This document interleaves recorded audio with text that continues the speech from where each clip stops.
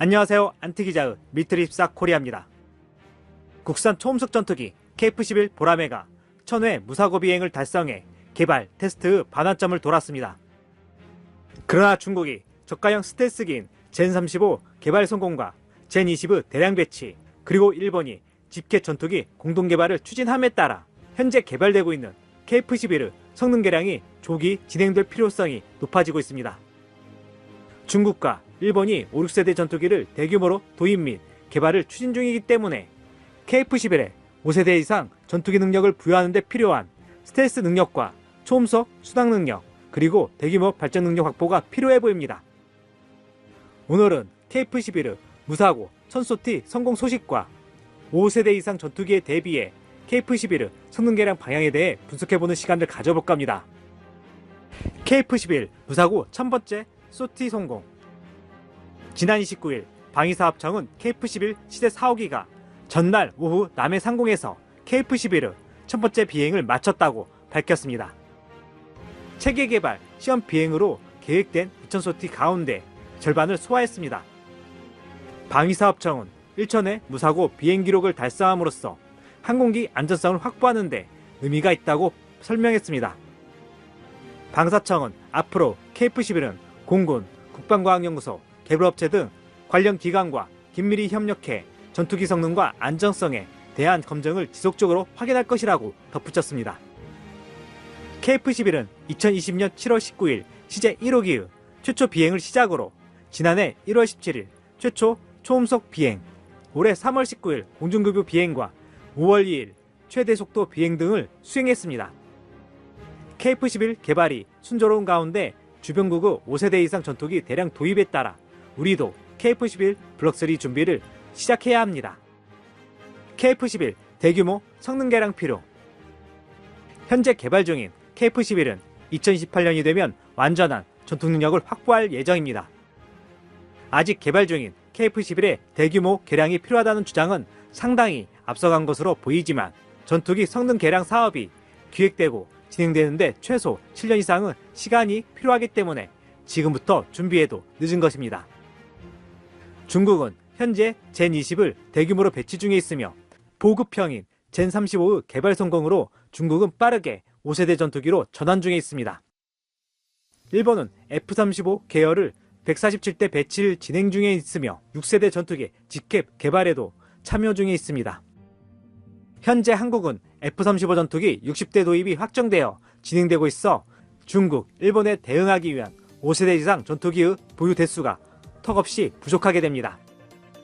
특히 이번에 진행할 F-15K 중간 성능 개량에 8조 6천억 원이라는 견적서를 받았으며 향후 우리가 운영 중인 F-35 성능 개량 시 더 높은 금액이 청구될 것이 확실시되기 때문에 도입 및 운영 유지비를 고려한다면 KF-11 블록3 개발은 선택이 아닌 필수가 되어가고 있습니다.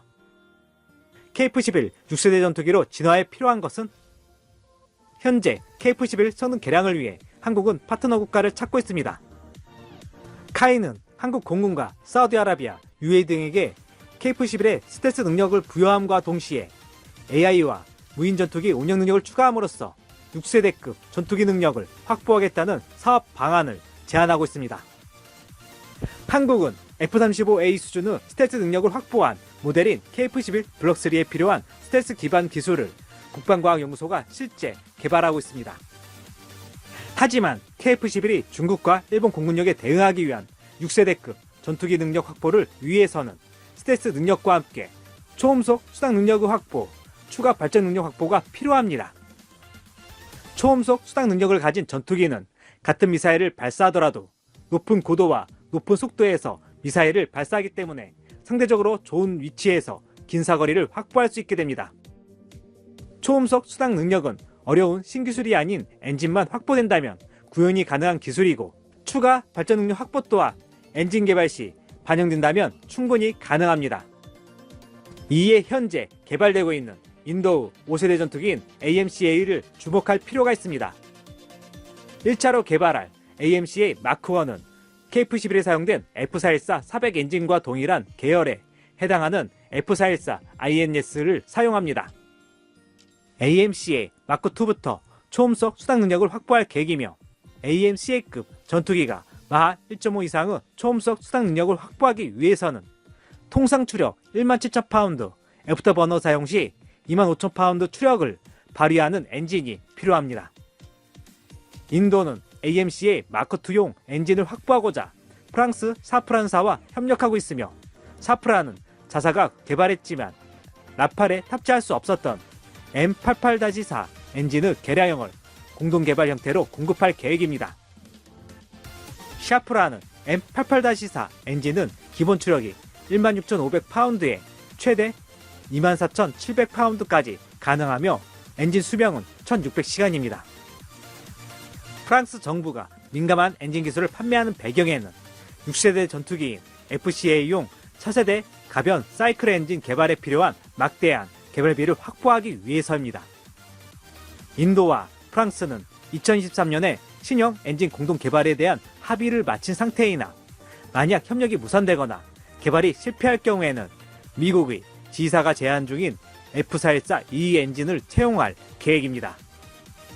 KF-11 블록3의 한국형 엔진 혹은 F414E 엔진. 인도 사례를 보면 KF-11 기반으로 5세대 이상 전투기로 진화하기 위해서는 현 F414 엔진으로는 한계는 명확합니다. 현 F414 엔진을 사용한다면 지금의 F-35 수준에서 벗어나기 힘들며, 이웃 국가들은 전투기 도입 현황을 감안한다면 고출력 엔진으로 교체하거나 차세대 전투기 KF-XX 사업을 진행하는 것이 현명한 선택이 될 것입니다. 언론과 많은 군사 전문 매체에서 개발 예정인 한국형 F414 엔진에 기대를 많이 하고 있으며, 차세대 전투기나 KF-11 블록3에 탑재될 전망입니다. 한국형 F414 엔진의 목표 성능은 F414E 엔진 수준으로 목표를 상향 조정했습니다. F414E 엔진은 17,000파운드에 최대 26,000파운드까지 가능해 기존 F414 엔진보다 18% 향상된 추력을 자랑합니다. 개발 예정인 한국형 F414 엔진의 성공적으로 개발이 진행된다 하더라도 일단 무인기에 적용될 것이며, 장기간 운용 테스트를 통해 향후 유인기 적용 가능성을 검토할 것입니다. 즉, 한국형 F414 엔진이 2035년에 개발되더라도 유인기의 탑재 가능성을 확인하려면 최소한 2040년대 중반에나 가능하게 되고, 각종 테스트를 진행한다면 시간은 더 많이 필요하게 될 것입니다. 결국 한국형 F414 엔진을 KF-11 블록3의 적용은 사실상 불가능하기 때문에 현재 개발 중인 F414E 엔진의 공동 개발도 고려해야 합니다. F414E 엔진에 주목하라. F414E 엔진은 KF-11에도 채용된 F414의 엔진 구조물을 그대로 유지한 상태에서 내부 핵심 코어 부품과 터보 블레이드를 교체하는 방법으로 TIT를 높인 모델입니다. 최대 추력이 26,000파운드로 F110 엔진의 초기형에 근접하는 추력이 나오며, 엔진의 무게나 직경을 고려한다면 엔진의 효율성은 매우 우수합니다. 기존의 F414 엔진을 내부의 터빈 구조물을 교체하는 이른바 리트로피 개량을 통해 F414E급 엔진으로의 업그레이드가 가능하다는 장점이 있습니다. 장시간에 걸쳐 수행될 필요성이 있는 신뢰성 테스트나 전투기 탑재 테스트는 완료된 상태가 아니기 때문에 GE는 F414E 엔진 개발에 투자할 파트너를 찾고 있습니다.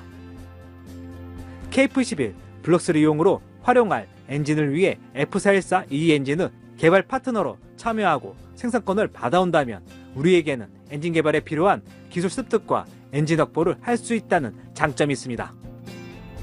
다만 미국 정부 간섭과 핵심 기술 이전, 국산화율을 높이는 것이 쉽지 않다는 것과 R&D 예산 삭감으로 국산 엔진 개발에 많은 문제가 발생하고 있는 상황에서 F414E 개발을 위한 해외 합작 투자를 할 여유가 없다는 것도 문제입니다. 오늘 준비한 내용 여기까지입니다. 안티기자의 밀리터리24 코리아 멤버십에 가입하시면 영상 제작을 후원하실 수 있습니다. 구독, 좋아요, 알림 설정은 좋은 콘텐츠 제작에 큰 힘이 됩니다.